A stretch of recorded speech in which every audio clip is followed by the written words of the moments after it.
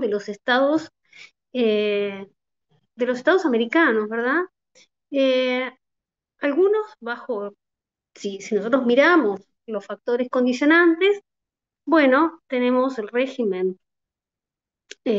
como uno de los factores que nosotros también elegimos para utilizar como criterio, ¿no? Este, sin perjuicio de todos los otros factores que hemos visto a lo largo del curso y de las fuerzas organizadas como actúan.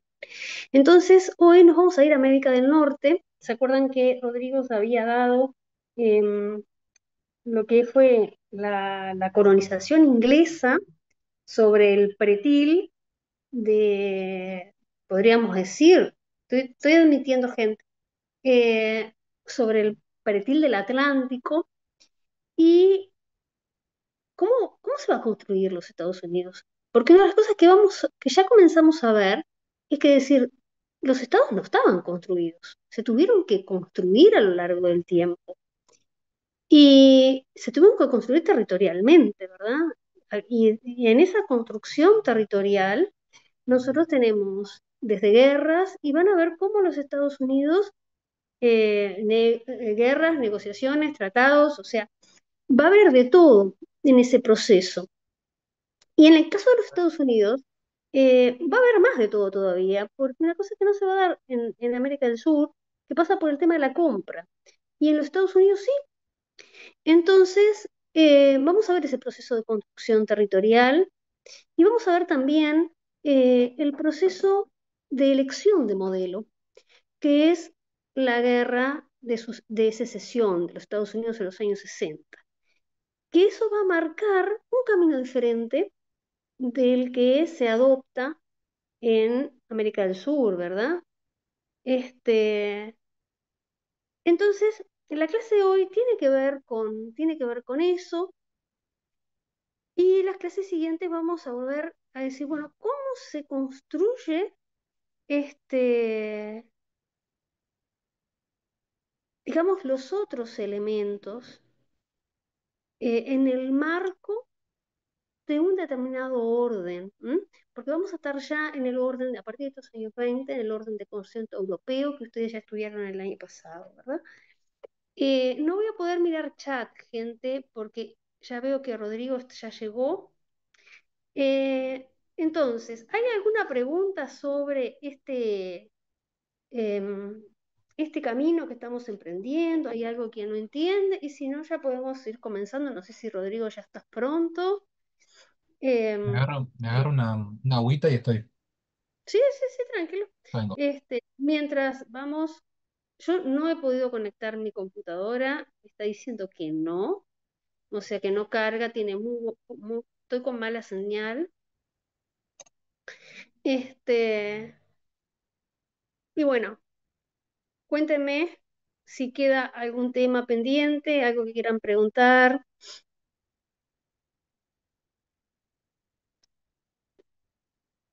Por chat les pido que vamos a editarlo un poquito. ¿Está? Bueno, veo que no hay dudas, que todo el mundo está feliz, dije la Yuya. Este, así que podemos avanzar cuanto Rodrigo esté pronto. Iniciamos este nuevo proceso. Sí. Les cuento a los chicos, no sé si ya Adriana les comentó que me confundí, me fui hasta el aulario No, y no les cuando, conté todo. bueno, cuando me enteré que era virtual volví corriendo. Así que bueno, acá me tienen, ya estoy. O sea, el viernes damos clase por Zoom y mañana presentar o qué sé yo. A ver si lo ven ahí. Sí, yo lo veo perfecto. Excelente. Se ve, sí. Bueno, Bueno, voy a tratar de, digamos, cualquier cosa me avisás, Rodrigo, dale, muchas si gracias. tuviste algún problema técnico. Dale, Si gracias. no, me despido de ustedes, que tengan buena clase. Muchas gracias. Gracias, a profe. Ver, sí, Bueno, a ver si les comento puedo. entonces un poquito, creo que Adriana ya les estuvo comentando más o menos qué íbamos a dar hoy. Vamos a dar en realidad un poco América del Norte y vamos a dar tres temas fundamentales que están interconectados entre sí. Bien, de alguna manera son inextricables uno de otro. En primer lugar, la guerra entre Estados Unidos y México, seguida de la guerra de secesión y después la intervención francesa en México. Es importante en realidad, em, de alguna manera, subrayar lo que les estaba comentando recién, y es que son tres episodios que aunque autónomos, o sea, perdón, que aunque autónomos no es la palabra correcta, que aunque independientes de alguna manera no son autónomos, es decir, tipo, tienen una estrecha correlación entre uno y otro. Es decir, se dan en sucesión y en el caso incluso del último y el segundo se dan concomitantemente y en estrecha relación. Vamos a ver cómo y por qué. Bueno, este es el diagrama de clase, tal como lo tengo previsto. Vamos a arrancar con la guerra México-estadounidense de 1846 a 1848. Vamos después a la Guerra de Secesión de 1861 y 1865 y a la intervención francesa en México en 1861-1867. Capaz que ustedes se preguntan por qué la Guerra de Secesión, cuando es un conflicto que a la postre se nos presenta siempre como un conflicto interno. Bueno, lo interesante es que veremos que la Guerra de Secesión tiene muchas variables internacionales que creo que nos parecerán interesantes a la hora de analizar este proceso. Em, Voy a comenzar entonces con la guerra México-estadounidense. El corte tengo previsto hacerlo, a ver, que son las, para un poquito tarde, y cuarto. Calculo que un 7:30, que me imagino que caerá en alguna parte de la guerra de secesión, para que tengan de referencia, y ahí serán 15 minutos para después continuar con el fin de la clase. Bien, la guerra México-estadounidense. Em, Yo en realidad ahí puse como subtítulo y el nacimiento de las fronteras contemporáneas entre Estados Unidos y México, pero en realidad hay una segunda gran cosa, pero no quiero spoilearla, por eso no lo puse en el subtítulo. Pero sí, este es uno de los temas que quiero en realidad hacer hincapié con la guerra México-estadounidense, ¿no? Y tiene de alguna manera su origen en la cuestión de Texas. Miren ahí en la imagen superior izquierda cómo era México antes de la guerra, ¿no? Voy a zoomear para que los que no ven bien lo puedan ver mejor. Miren en realidad, o sea, la superficie de Estados Unidos contemporáneo que ocupaba México en aquella época, ¿no?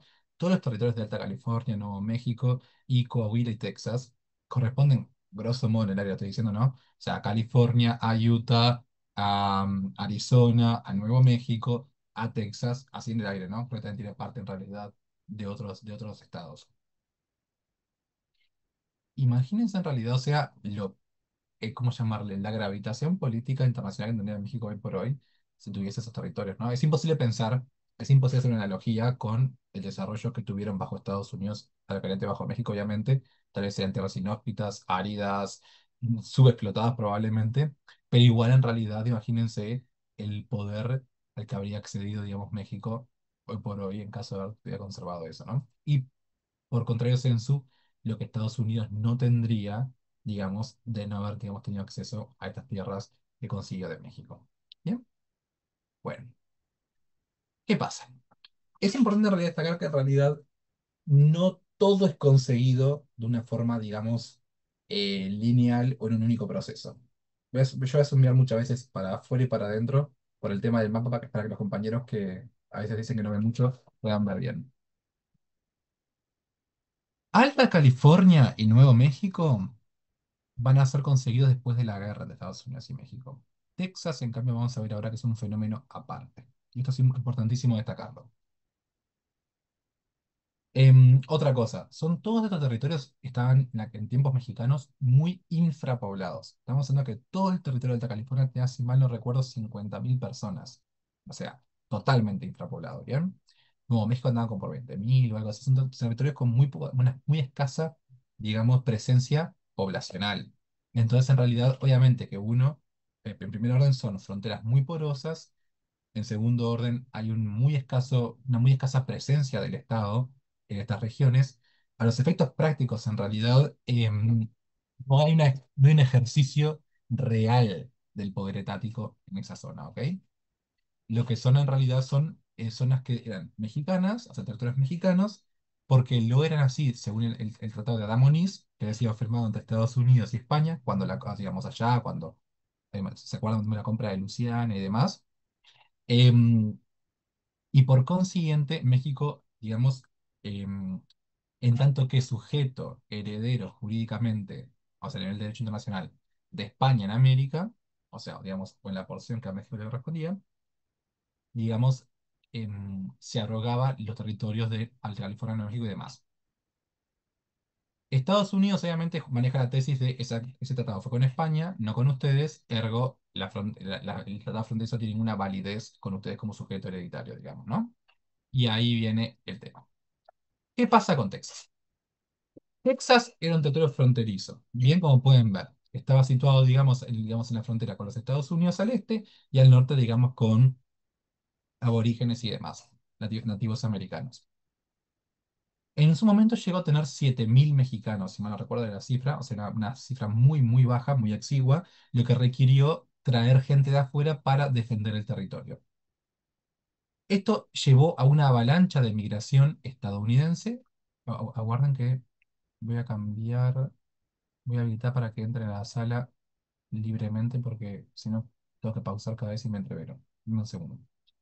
¿Cómo se hace? ¿Cómo se hace? Dame un segundo.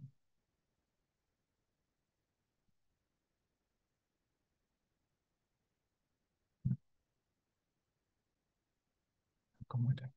No lo tenía re claro antes. Mm. Alguien me lo busca mientras que pasa en internet porque yo no me acuerdo cómo era.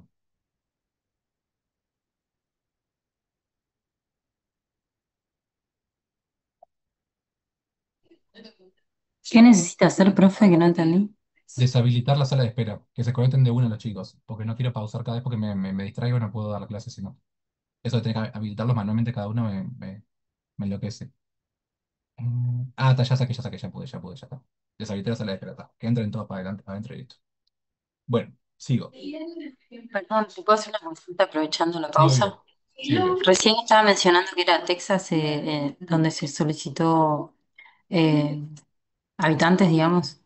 Sí. O sea, Texas en realidad, digamos, en México, el gobierno central, en un afán de promover, digamos, la migración a Texas, o sea, em, esto no estaba previsto hablarlo en clase de hoy, en realidad, pero tuvo una pugna entre gobierno central y gobierno federal en México en este momento, ¿no? Santa Ana, digamos, viene a encabezar una facción de centralistas contra en realidad Bustamante y otros que son federalistas, ¿no?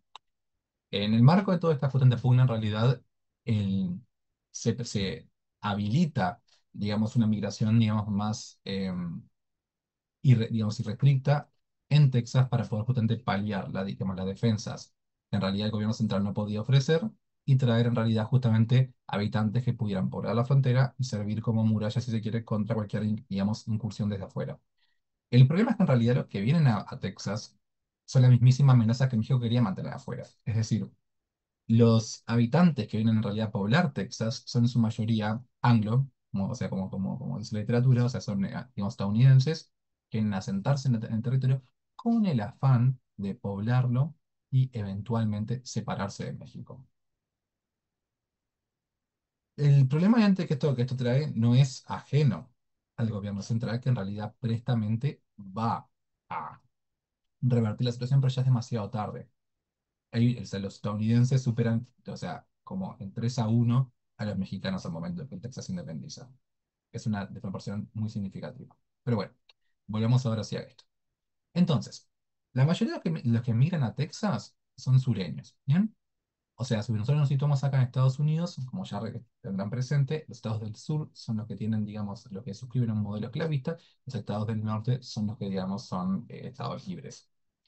Los sureños entonces